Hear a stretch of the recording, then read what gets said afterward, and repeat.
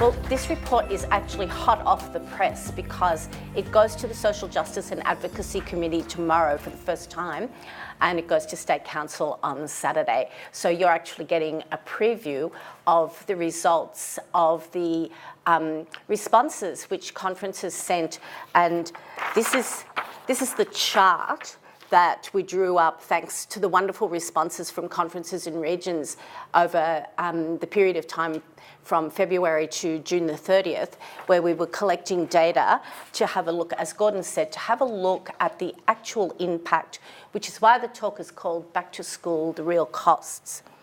So let me just run you through. Okay, so I'm going to just look at 6 main points, and then I'm going to open it up for discussion and comment from you. And this is the hot off the press report, which is going to the Social Justice Committee tomorrow. Okay, and I'm going to talk a little bit about the back page of that right at the end. Okay, so as Gordon said, why the focus on education? Well, first of all, education is my background. I spent 20 years working in the education faculty at Monash University, and prior to that, 5 years at the University of Melbourne in education. So for me, education is something that is of a keen interest. I came from a working class family in country Victoria, and my sisters and I were the first of the family to go right through secondary education and then on to university. So that gives you an idea about how ancient I am. Okay, but why the focus on education in terms of social policy, social justice and advocacy? Well, first of all, I fully believe, and this is supported by work in the literature, and I've got a couple of quotes at the end, education is a key way out of the poverty cycle. So providing assistance with the costs of education, particularly with uniforms, books and stationery, and nowadays information communication technology, iPads, laptops, calculators, can hopefully help to break the poverty cycle. It moves the parents past their concerns, their everyday concerns about food and utilities, to focus on a means for their children to move towards a better future life, which is what they hope for their children, to have something better than they themselves, particularly if they're coming to the Society for Assistance, have actually got. It's also known that access to education and training is essential for entry into stable employment. And stable employment is one of the key ways out of the poverty cycle. So without a job, reliance on government pensions means that you can be caught up in that cycle for a very long period of time. And more we see families where there's intergenerational poverty, where the grandparents and the parents have been on welfare, and that's all the grandchildren, the young people are used to, and so they don't have a model. And it's often because those grandparents and parents didn't have a high level of education themselves. However, what we found in talking to parents, particularly when we go out on conference visits, is that they know that education is really important. And they want to be able to help their children to have access to every possible education for as long as possible. So the research questions that we asked are those two at the bottom. Very simple. This was a very, and I'll talk about it a bit more in a minute, a very quick, off the mark, gosh, we've got a problem, let's see what we can find out about it.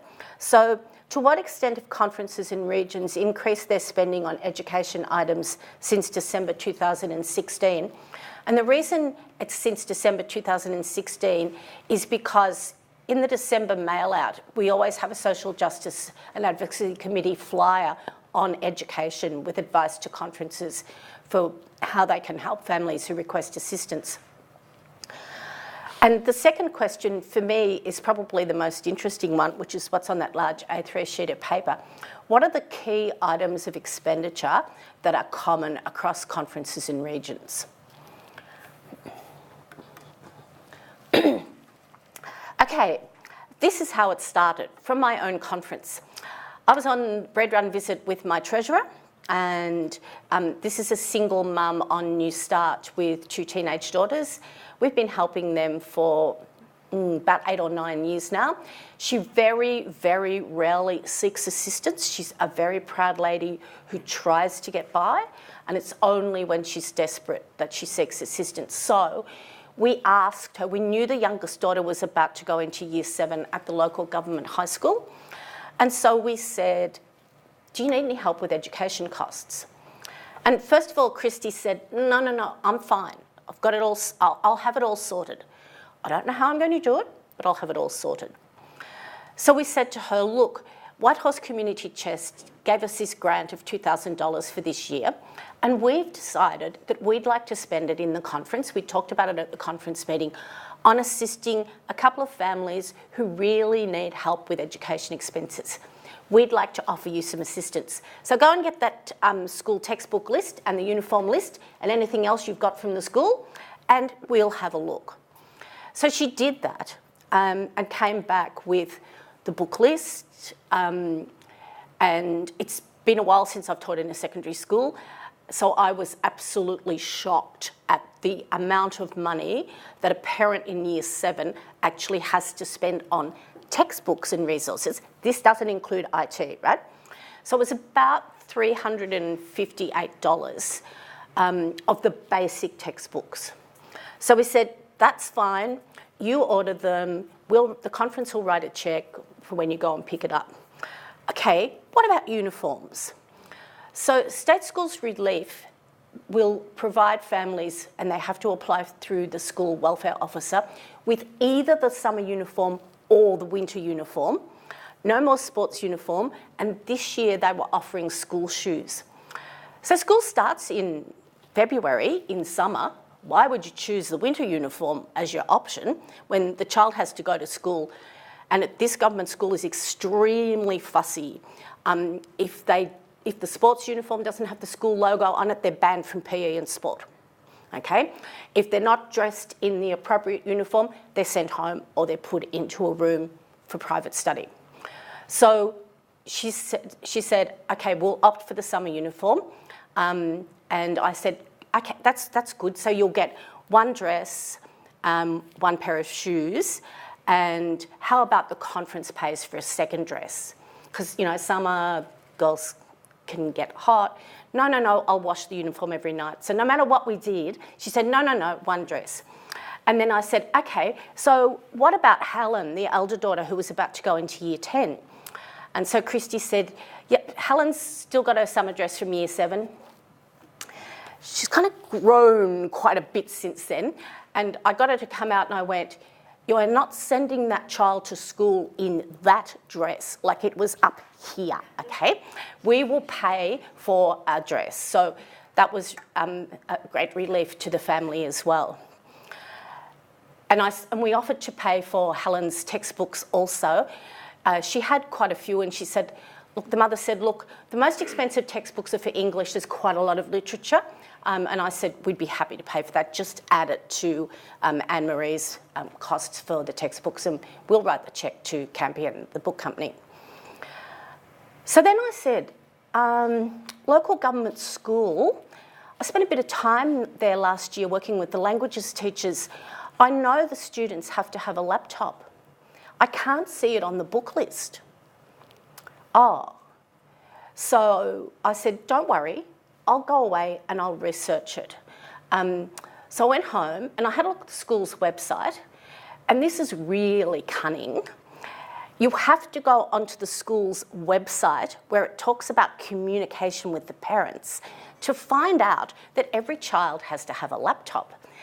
And the school has 2 brand names that they will assist you to buy at an exorbitant price.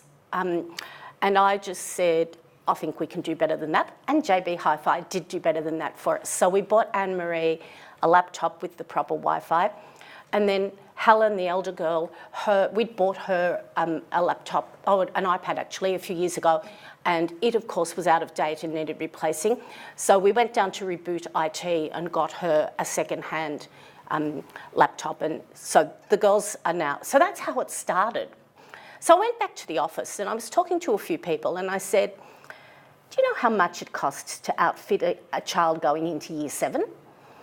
I wonder if the call centre's getting many requests for extra assistance for education. So Diane Ballastron, who's been encouraging me to do this, she's the marketing manager, and we went down the call centre and we said, got any statistics about people phoning in and specifically requesting assistance for education? And the call centre ladies are lovely, and they said, oh, yeah, off and on. Would you like us to collect some data and every week just hand you over the statistics or the numbers? So I said, that'd be fantastic. So we did that, but it sort of didn't, it didn't give us the satisfaction, whereas we were hearing from conferences at Ringwood Regional Council meetings, because that's my local regional council, we were hearing from other conference presidents that there were more than usual requests for assistance with education items. So what I decided to do was, in the monthly mail out, I sent out a request to all conferences and regions for conference presidents or treasurers to send me back information about specific costs for education that they were facing this year. And I started to get a huge amount of data, and I'll talk about that later on. So why? As Gordon reminded us, from July last year, the federal government education allowance was removed entirely. So in January last year, it was the last payment, and it was usually about $800 for a secondary school student and $400 for a primary school student. It was enough to cover basics like uniforms and books. Okay, it never quite covered the computer aspect, but books and uniforms are really important. From 2014, the Victorian state government had already changed the way in which it supported children at schools, both government and Catholic primary schools in particular, and they'd removed what was called the Education Maintenance Allowance. In the initial 12 months, 2014 to 15, they did pay some money to schools which the principal could use at his or her discretion to assist with students going on excursions and camps. But even that had gone by last year. However, being an ex-government school teacher, I went into the Education Department's website and I was able to locate some information about the fact that currently, as it says here, the state government does provide some assistance for school camps, excursions and sports. But the parent has to be able to locate the sheet on the website.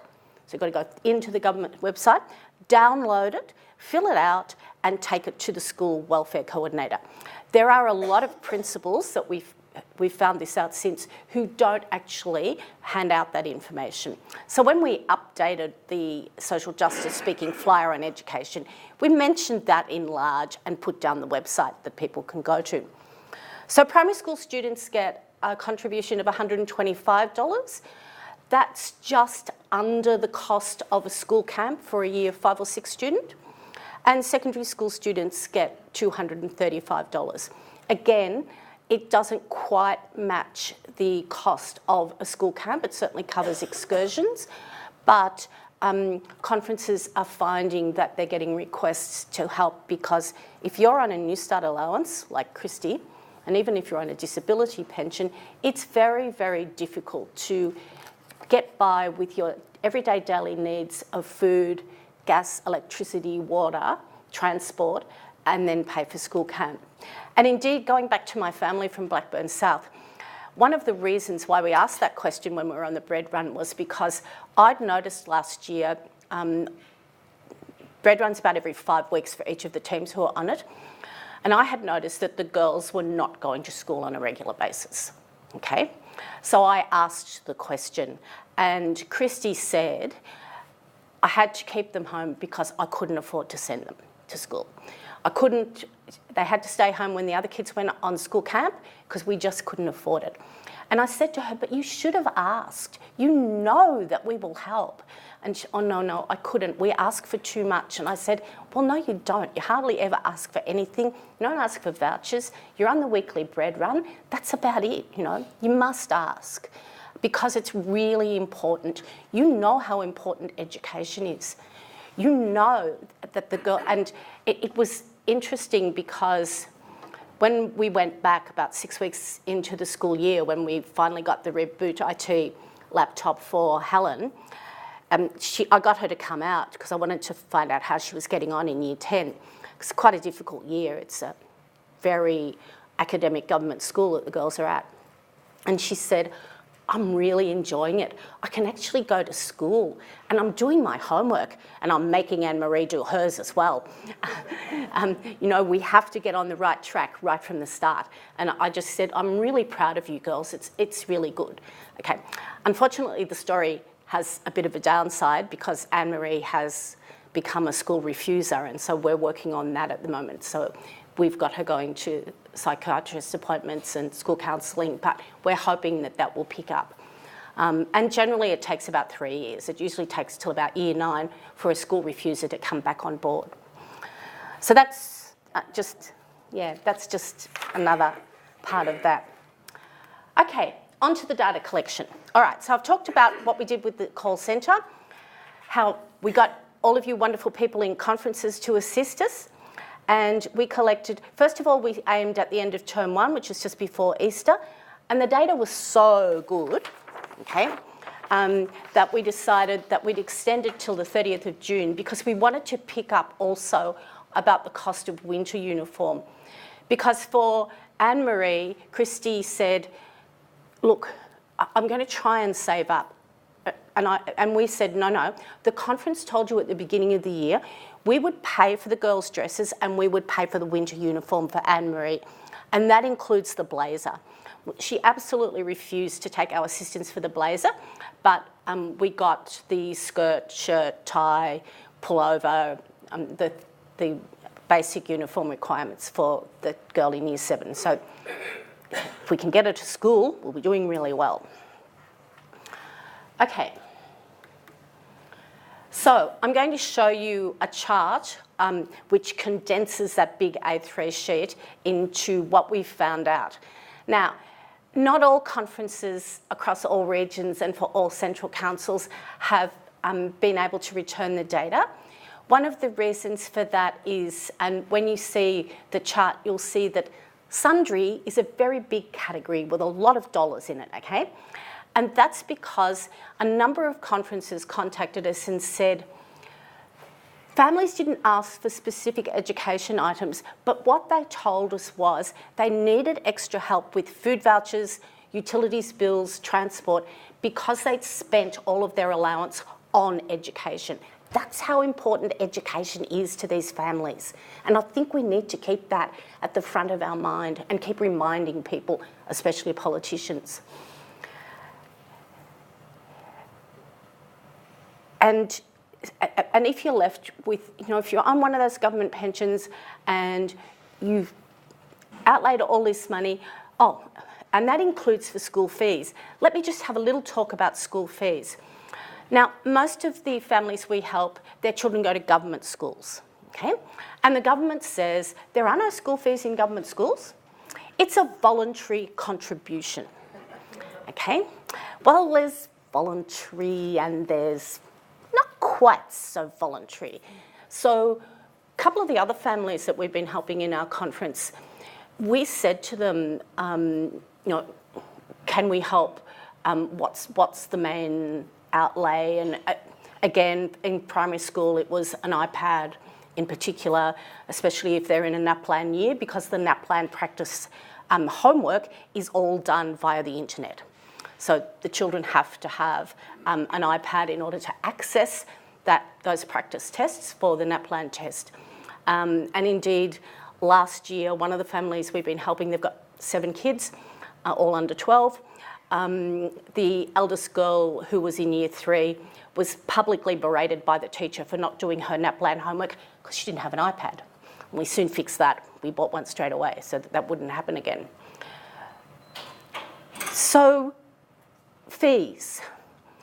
So we asked about that, and this voluntary contribution sort of has legs, right? So what a couple of the other families we helped with education expenses and whose children went on at the kids' camp at the beginning of the year said, look, out of centre pay, we come to a deal with the student welfare officer at the school or with the school principal, in particular in a primary school, and we have $15 or $20 a fortnight taken out of our centre pay, which helps to pay off the school fees. And of course, I was horrified, and I'm saying, but you know, it's a government school. You don't have to, oh yes, you know, we don't want our children to be different. And this is another key element to all of this. If you don't have the right school uniform, if you don't have the right sports uniform, if you're not going on an excursion or you're not participating in an art or a music activity because your family is not able to contribute that voluntary school fee, then you stand out. And often these children don't have friends whom they can invite home. The family with the six girls and one boy, you know, they said, we'd like for the girls to be able to invite their school friends home, but we're too embarrassed. And, you know, we don't have enough to give extra children afternoon tea or, you know, something like to eat when they come. So the whole thing around education can also become socially isolating, and this is why we believe it's so important to do this kind of research and to have figures to back up what we're doing. Okay, sorry, it's when the data are released, and this whole report will go up on Hands at Work, you'll be able to see. So what you can see here is we've colour-coded each of the central councils, okay? And quite by accident, I'm no mathematician, but I pressed the right button and magically percentages came up that showed me what percentage of the whole in each central council was being spent on uniforms and shoes, books and stationery, school fees, camps and excursions, IT, including calculators and laptops, good old sundry, as I said, and then in some regions, for example, Eastern Central Council, in Gordon's area in Knox Sherbrooke, they have a scholarship scheme, and there are a number of regions which have either bursaries or scholarships. So what we did, when we did these data on this sheet, so the first half up to here is all of the essential items, and so there's a total for that. So far, with all the essential items, conferences across the state have outlaid $237,751. And then if we add on the right-hand side, the bursaries and scholarships, the grand total so far this year, so from December the 1st last year till the 30th of June, $296,344. So nearly $300,000 in just on a 6 to 7 month period, okay? That is approximately twice as much as the annual report showed for the last 2 financial years.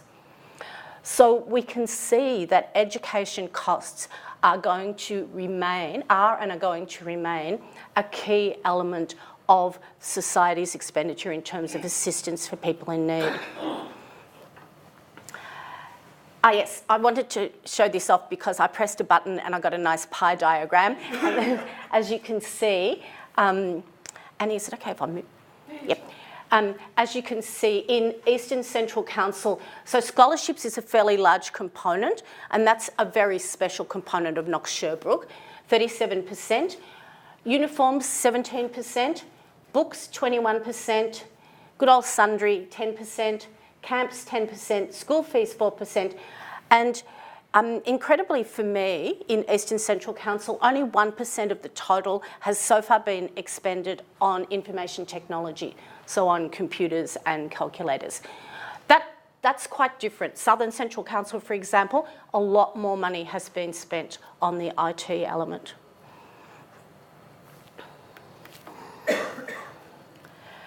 Okay, what I really loved, you people, conference members, you are so fantastic. What I really loved were the conferences that also sent comments. So I've chosen a couple. We've got quite a lot, okay? It was really hard to choose a couple. So Yarrawonga Conference wrote, our conference spent $9,642 on education expenses. Most of it was spent on school supplies, textbooks and stationery. We don't have a Big W or a Kmart in Yarrawonga. Woolworths has minimal stationery, so the local news agency supplies what's needed. Most of our requests come from our local prep to Year 12 schools who order their books through a New South Wales bookseller.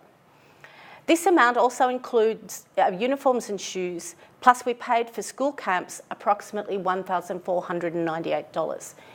So you get from that's from one conference, okay, in a regional area. So you're starting to get a picture of just what the impact of not having a consistent and reliable access to education because of the amount of money it costs, how that is impacting on the conferences. West Heidelberg, and Diane actually phoned me before she did this. She said, I need to know if it's okay if we can do this. I said, don't ask, just do it. And that's my message to you today. Don't ask, just do it. The society will find the money, okay? So I went to Academy Uniforms in Thomastown. They seemed to do the schools out this way because I'd said to her, oh, do you want to go to Kew? Because being an Eastern Suburbs person, I knew that's where you had to go for uniforms. I bought winter uniforms and sports uniforms for 6 children from the local Catholic school at a cost of $1,356. I was kind of gaping by then. The school was very much appreciative as there were concerns about the children being cold. So the principal of the school had actually contacted Diane from the local conference and said, look, we've got these 6 children.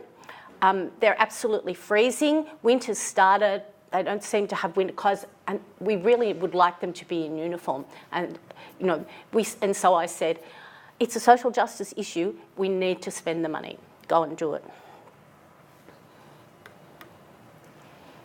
Okay, so what are the implications in particular?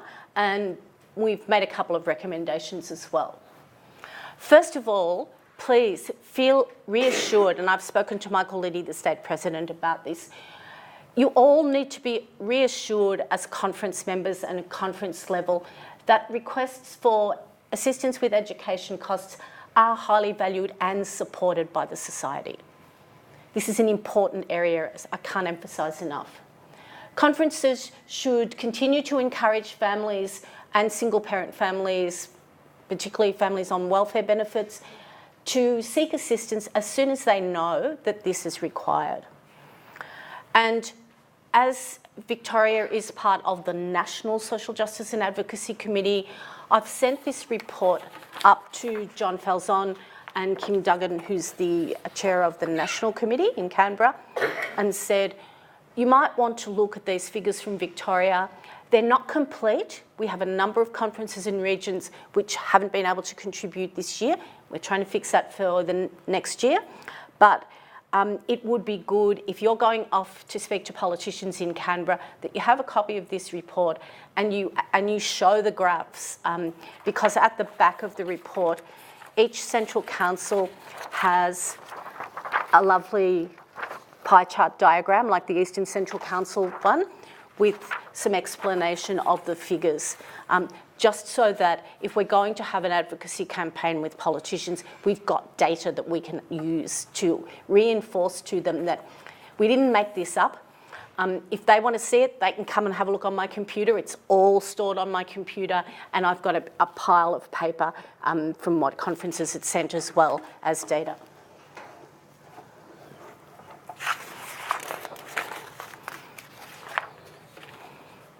Okay, where to from here? So, as I said before, this report goes to the committees tomorrow and Saturday. We'd love to continue this small research project. This is unfunded research.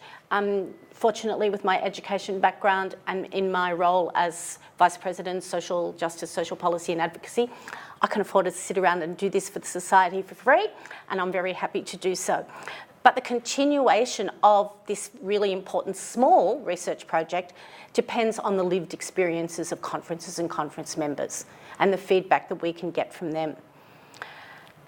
The committee will be seeking suggestions about where the results of the initial data collection and findings should be presented so that families who are struggling to educate their children can know where to go and find help.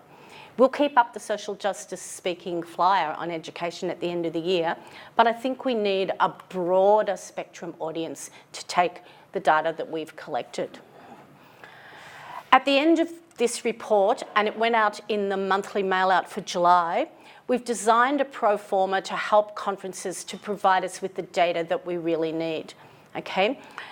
We're asking conferences to make sure that when their visit teams go out or when they're working at an assistance centre, that they have a copy of this pro forma and that they record the education expenses on the visit form according to the categories here. We've got a couple of what might look like strange categories at the bottom: travel expenses, public transport, petrol vouchers, but that was because of the feedback we got where conferences said we didn't actually pay for specific education items, but we paid for this because, as I said before, the family had spent their essential items money on education. And that's what assistance provided in lieu of payment for education-related costs is as well. But we're really keen basically on the key categories: the uniforms, the books, the laptops, the fees, the camps and excursions. So if your conference didn't get a copy of that, please don't hesitate to email me at the Society and I'll make sure that you get a copy. And we trialled it at my conference meeting last Saturday, and each of the 3 visits teams said, yeah, we can do that. So what we're going to do is we'll have a copy of that sheet in each of the 3 visits bags so that if there are requests for assistance with education, they can just go to the list, and on that part of the visit form where it says education, they can just itemise, or down the bottom where it says comments, they can itemise that. Okay, this is just from the research that's been done in education. As a researcher, I like to finish with showing that there's support for what we're doing. So Agi's comment, education inequalities in Australia points to the marked difference in education performance between high and low socioeconomic groups. And that's what we're talking about. So that educational inequality flows into employment inequality. As I said before, the importance of education for stable employment cannot be overplayed. And even to intergenerational disadvantage, where children and grandchildren, as I said before, have had no role models of employment and therefore no aspirations to break out of the poverty cycle that the family finds itself in. And there was a very interesting radio interview with the CEO of the Smith family back in 2014, where she explained why the Smith family went from providing the kind of assistance that the St Vincent de Paul Society provides with vouchers and assistance with utilities, and decided just to focus on education because they had done with the Brotherhood of St Lawrence some work around, some research around what makes a difference, and they were convinced that education was the key to making a difference. The UNESCO report, also produced by an Australian academic, says education must be protected as a basic right, and we know that. We would love those children to go regularly to school and to benefit from education. The ultimate goal of education is to equip all people, regardless of gender, age or circumstance, with the knowledge, skills and values necessary to develop their talents and for them to participate fully in the life and work of their society. And as the mum, Christy, said, when we went back to check up halfway through, or towards the end of term 1, she said, you know, if you hadn't have asked that question, I would have had to keep the girls home this year. I would not have been able to afford to send them to school. And to me, that is a really, really crushing blow for any parent who has the welfare and the future of their children firmly in their mind. And so I think the Society's doing fantastic work. And just to finish, I found these great quotes from Blessed Frederic Ozanam and Blessed Rosalie Rondeau that related to education and charity. I'm now completely convinced that when one does a deed of charity, one need not worry about where the money will come from. It'll always come. Don't you love it? And then Blessed Rosalie Rundu, there are many ways of providing charity. The assistance of money or assistance in kind that we give to the poor will not last long. We must aspire to a more complete and longer lasting benefit. Study their abilities, their level of instruction, and try to get them to want to help them out of their difficulties. The level of instruction. 19th century France, education was not yet democratised, wasn't for everyone, but she's an amazing woman with an amazing view of the future and the importance of what was then called instruction. Thank you.